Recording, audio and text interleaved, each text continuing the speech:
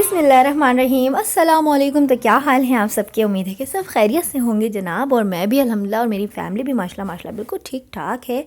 तो बस जनाब ये मॉर्निंग का टाइम था 7:30 का, और देखिए कितनी ओस है। और ये तकरीबन 10 दिन पहले का व्लॉग है। पूरा व्लॉग शूट किया था मैंने अपने पुराने मोबाइल से, लेकिन पुराना मोबाइल हैंग होने की वजह से अभी ये बनकर आया, तो मैंने इसी मोबाइल से वीडियो अपलोड की है। अल्हम्दुलिल्लाह मेरे हस्बैंड ने मुझे नया मोबाइल भी ला कर दिया है। वो जो अभी रमज़ान चटनियाँ व्लॉग आपने देखा, वो नए मोबाइल से मैंने शूट किया था, और ये मोबाइल जो है काफ़ी दिनों से हैंग हो रहा था, जिसकी वजह से व्लॉग भी लेट हो रहे थे। तो अभी अल्हम्दुलिल्लाह मैं नए मोबाइल से बना रही हूँ, लेकिन ये व्लॉग जो है ना उसी पुराने मोबाइल से मैंने शूट किया था। तो इसमें बहुत काम की चीज़ें हैं आपके लिए, क्रिएटिव डिज़ाइनिंग समर आइडियाज़ से रिलेटेड। और ये देखिए माशाल्लाह इतनी सुहानी सुबह 3 ही फजर के टाइम इस तरह से मैं दरवाजे खोल देती हूँ, और मैं अपने हस्बैंड के लिए नाश्ता रेडी करी थी, और साथ दिखाई थी कि आप मोटी मलाई किस तरह से जमा सकते हैं। तो कितनी मोटी मलाई, और ये मैं पराठों में डालकर भूनती हूँ आटे में स्पेशली। वो मैं रेसिपी आपसे शेयर कर चुकी हूँ अपने नेक्स्ट व्लॉग में। तो ये मलाई पराठा बड़े मज़ेदार सा बन रहा था, कुरुम कुरुम क्रिस्पी सा। इसका एक एक बाइट इतना खस्ता और लजीज होता है ना, यकीन जानिए। तो बस जनाब ये मैं अपने हस्बैंड के लिए नाश्ता रेडी कर रही थी, और जो मेरे हस्बैंड हैं वो तलावत वगैरह लगा देते हैं, तो बस तलावत भी सुन रही थी और नाश्ता भी रेडी कर रही थी साथ साथ। आप भी सुबह मॉर्निंग में सूरह बकरा की तलावत ज़रूर लगाया करें, रोज़ी के लिए, घर में खैर व बरकत के लिए।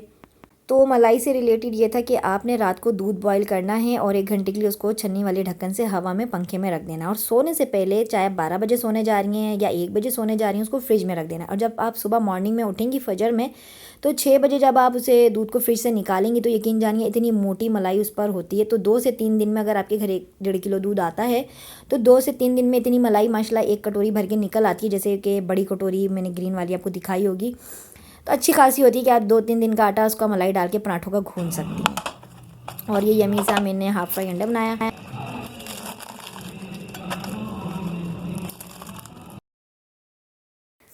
जनाब, तो देखा आपने मलाई डालकर आटे में गूंदने का कितना मज़ेदार सा इसका क्रंच आ रहा था, और कितना क्रिस्पी था। और ये जनाब कलर होने के बाद के मनाजिर हैं। बच्चे मेरे उठ चुके थे, 11:30 का टाइम था। मैड भी काम करके सारा जा चुकी थी, क्योंकि मैड भी 9:30 पे आती है, तो माशाल्लाह वो सुबह सुबह काम वगैरह हो जाते हैं। और बच्चे जब सुबह उठ जाए ना, तो उनके अगर आपके पैम्पर्स बेबी हैं, तो पैम्पर्स बेबीज़ को क्या करना चाहिए, आपने सुबह ही वॉश करके ना पैम्पर्स वगैरह वॉश करके उनको नहला दें। यकीन जानिए अपना पर्सनल एक्सपीरियंस शेयर कर रही हूँ, बच्चा मेंटली और फिजिकली इतना फ्रेश रहता है कि सारा दिन वो जो एक बच्चा होता है ना कि री री री री कर रहा होता है, माएँ परेशान होती हैं, रोता रहता है, कुछ खाता नहीं है, तो इन चीज़ों से जान छूट जाती है। देखिए माशाल्लाह कितने रिलैक्स लेटे हुए हैं ये तीनों, क्योंकि उनको मैंने पैम्पर के साथ ही मैं सुबह मेरी कोशिश होती है गर्मियों में स्पेशली फ्रेश करके नहला धुला के इनको फिर नाश्ता करते हैं। फीडर्स ये ले लेते हैं पहले ही। और यहाँ 1 किलो गाजरें थी, जिसमें से मैंने अपने ब्रेकफास्ट पैकेट बना के रख देती हूँ। ये 5 से 1 हफ़्ता चल जाते हैं आराम से, क्योंकि अभी अभी वेजिटेबल्स वाला भी आया था, सब्ज़ी वाला भी मैंने सोसाइटी से ही लगा रखा है, जो 5 दिन में या हफ्ते में सब्ज़ी खुद देकर चला जाता है मुझे। कॉल करने पे मैं उसको बता देती हूँ कि ये चीज़ें मुझे चाहिए। और यहाँ मैं बनाई थी सीख कबाब ऑमलेट, बड़े मज़ेदार सा। तो बस जनाब यहाँ मैंने 1 सीख कबाब ले लिया था, और जो है पहले मैंने 1 अंडा लिया था, फिर मुझे लगा कि कम पड़ जाएगा, तो फिर मैंने 1 अंडा और ले लिया था। और इसमें मैंने वाइट पेपर डाला। वाइट पेपर से ये होता है कि आपका जो ऑमलेट का कलर है ना वो ब्लैक की तरफ नहीं जाता है। डाल दिया था इसमें थोड़ा नमक, ऑयल थोड़ा ज़्यादा ही हो गया था मुझसे, फिर मैंने कम कर दिया था। तो इसमें मैंने स्प्रिंग अनियन और हरा धनिया भी ऐड कर दिया था। स्प्रिंग अनियन से बड़ा मज़े का फ्लेवर आता है। का फ्राई करने के बाद इस पर मैं कैरेट रख दूँगी, और जो है बंद गोभी जो मैंने बारीक काटी थी वो मैं इस पर रख दूँगी। बहुत मज़े का बनता है, हेल्दी प्रोटीन ऑमलेट बनता है ये। एक ही मतलब माशाल्लाह पूरा हो जाता है। भले आप इसको पराठे से ना भी खाएं और स्लाइस से नहीं भी खाते हैं, तो भी काम चल जाता है माशाल्लाह। मेरा सम टाइम ऐसा होता है कि मैं ना पराठा खाती हूँ, ना मैं इसके साथ स्लाइस खाती हूँ। सिंपल ये इस तरह से ऑमलेट बना के और एक कॉफ़ी का मग ले लेती हूँ, या मैं चाय ले लेती हूँ। नई नई शादी हुई थी ना, तो मैं इसी तरह की शौकीन हुआ करती थी कि बस चीज़ स्लाइस लगाया और ब्लैक पेपर में अंडा फेंटा और बस खा लिया ऑमलेट, डबल ऑमलेट बना के ना। बच्चे हैं, अपना भी ख्याल रखना पड़ता है, सारा दिन हम उनके साथ एंगेज रहते हैं, मेंटली भी फिज़िकली भी, तो खाना चाहिए। तो अब मैं खाती हूँ। बस इसके ऊपर गाजर रखनी है, बंद गोभी रखनी है, चीज़ स्लाइस रखने हैं, और उसको डबल फोल्ड करके सिर्फ 5 मिनट के लिए दोबारा से पका लेना। ये हमारा मज़ेदार सा डबल सीख कबाब ऑमलेट, चीज़ी ऑमलेट रेडी है विद वेजिस के साथ। देखिए इसमें कितनी सारी माशाल्लाह सब्जियां भी हैं, गोश्त भी है, अंडा भी है, और माशाल्लाह ये फुल प्रोटीन ऑमलेट अगर हम इसको कहें तो ये गलत नहीं होगा। अगर आप इसको सहरी में भी यूज़ करें तो ये बेस्ट ऑप्शन है 1 पर्सन के लिए भी। क्योंकि हेल्दी में हम ज़्यादातर कम ही मसाले खाएं तो अच्छा है, मतलब कि हमारी हेल्थ के लिए। ऐसे आप इसका सैंडविच बना सकती हैं और एक कप चाय का ले लिया, लस्सी का ग्लास ले लिया, आपकी सहरी कंप्लीट है। तो आज के व्लॉग में मैंने आपको सहरी के लिए भी एक स्पेशल रेसिपी दी है, तो ज़रूर ट्राई कीजिएगा और मुझे ज़रूर कमेंट्स में बताइएगा कि कैसा बना और कैसा लगा आपको ये मेरा ऑमलेट, सीख कबाब ऑमलेट सैंडविच। ये बहुत मज़े का बनता है, बच्चे भी बहुत शौक़ से खाते हैं क्योंकि इसमें मैंने मोज़रेला चीज़ डाला था, मेरे पास चीज़ स्लाइस नहीं था। देन इसके बाद मैं फिर चली गई थी, फटाफट मैंने कर्टन वगैरह उतारे और फिर मैंने वॉशिंग मशीन में डाले और फटाफट 2 घंटे में सारे घर के काम, क्लीनिंग के, पंखे वगैरह, मेरी मैट साफ़ करके जा चुकी थी, दीवारें वगैरह सब डस्टिंग वस्टिंग सब मैंने उससे करवा ली थी।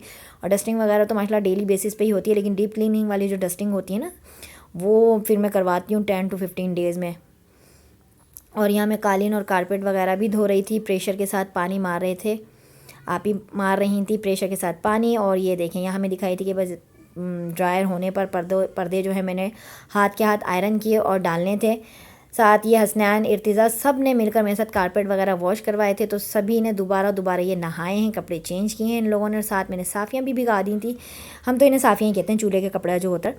तो इसमें एप्रन वगैरह भी थे, रोटी के रुमाल में अलहदा से भिगाती हूँ। और ये करीब 4 बजे का टाइम था और ये 4 बजे का टाइम था और मेरा जो कारीगर है वो आने वाला था रात 8 बजे के करीब। तो मैंने सोचा मैं आपको अपने हाथ की कटिंग भी दिखा देती हूँ कि मैं किस तरह से कटिंग करती हूँ कपड़ों को। और टेलर वगैरह की शॉप्स पे मैं नहीं जाती हूँ क्योंकि बच्चों का साथ है, तो मेरी कोशिश होती है कि घर पर ही बुलवा लेती हूँ। और ये मेरे सब पुराने कारीगर हैं, तकरीबन 4-5 साल पुराने कारीगर हैं, ये सब घर पर ही मेरा काम बना कर ला कर देते हैं। तो जैसे जैसे मैं आपसे एंगेज होती चली जाऊंगी अपनी लाइफ स्टाइल में, किस तरह से बिज़ी रहती हूँ अपने प्रोफेशन को लेके, अपनी पर्सनल लाइफ को लेके, तो इंशाल्लाह जैसे जैसे मैं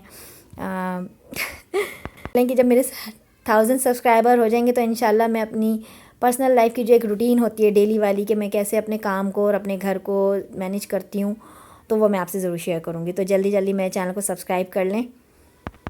अपने प्रोफेशन को कि मैं किस तरह से कपड़ों पे डिज़ाइनिंग करती हूँ, अपनी क्रिएटिव डिज़ाइनिंग को मैं किस तरह से हाईलाइट करती हूँ, किस तरह से काम बनवाती हूँ, फॉर्मल ड्रेसेस भी, कैजुअल ड्रेसेस भी। अभी समर सीज़न है और माशाल्लाह बहुत प्यारे प्यारे प्रिंट्स आए हुए हैं।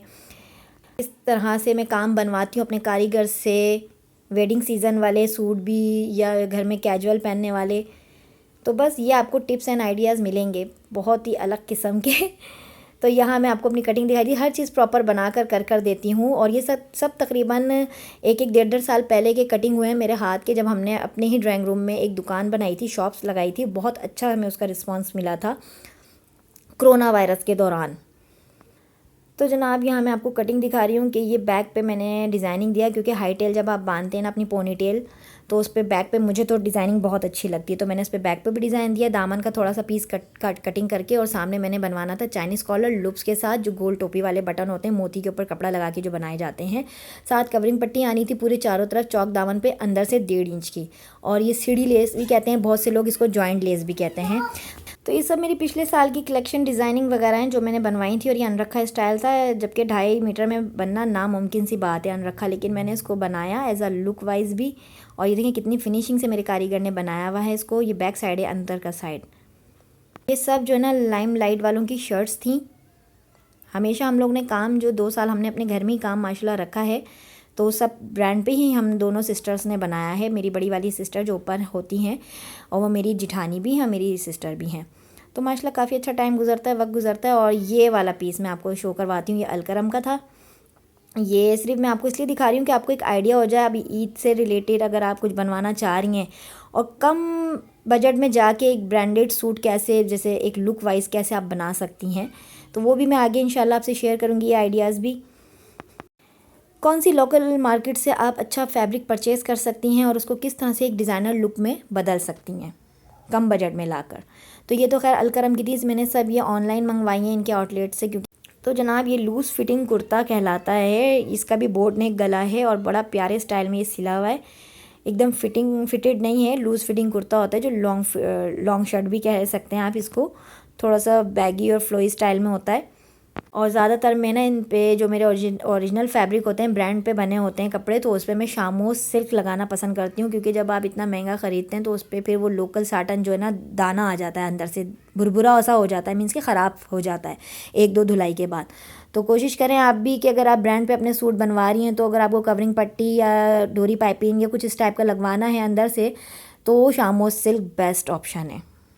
तो मैं ले लेके रखती रहती हूँ, कहीं जाना होता है, कोई पार्टी होती है या कुछ भी ऐसा कोई होता है फंक्शन वगैरह, तो मुझे लेने की ज़रूरत नहीं पड़ती। अल्हम्दुलिल्लाह कपड़े मेरे पास इतने होते हैं, निकल आते हैं घर से ही, सिर्फ स्टिच करवाने पड़ते हैं कारीगर को दे के।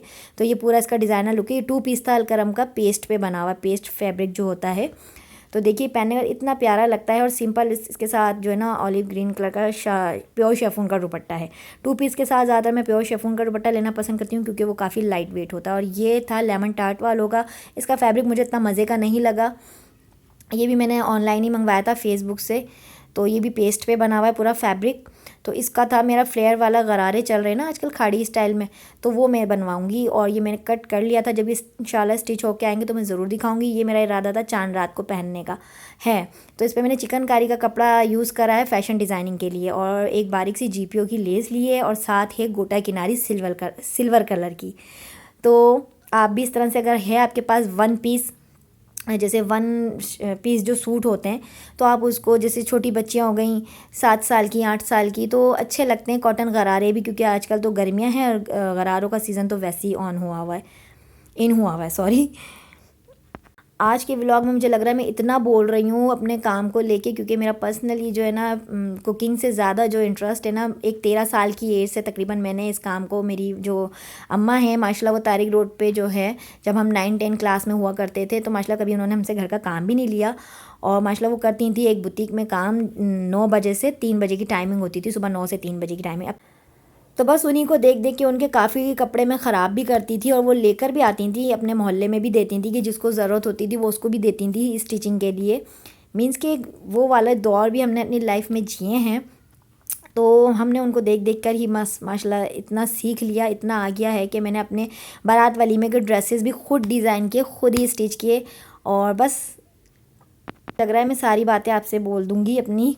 तो बस ये रात का टाइम था और मैं बनाने जाती मटन स्टू की मैं आपसे बिल्कुल भी रेसिपी शेयर नहीं करूँगी, क्योंकि काफ़ी बड़ा हो गया है व्लॉग मेरा आज का। और ये मैं फूल दिखाई थी, मेरी मैट डेली सुबह में लेती हुई आती है मेरी सोसाइटी से तोड़कर, और इस तरह से ग्लास में सजा कर चली जाती है। यहाँ से मेरे किचन में डेली ताज़े फूल सजते हैं। और 8 बजे का और 10 बजे तक का टाइम था कारीगर के आने का, तो उसके आने तक मेरा जो कुकिंग था, स्टू भी बना, और साथ साथ मैंने इसको पैनल भी इसके मैंने ज्वाइन करे हाथ के हाथ।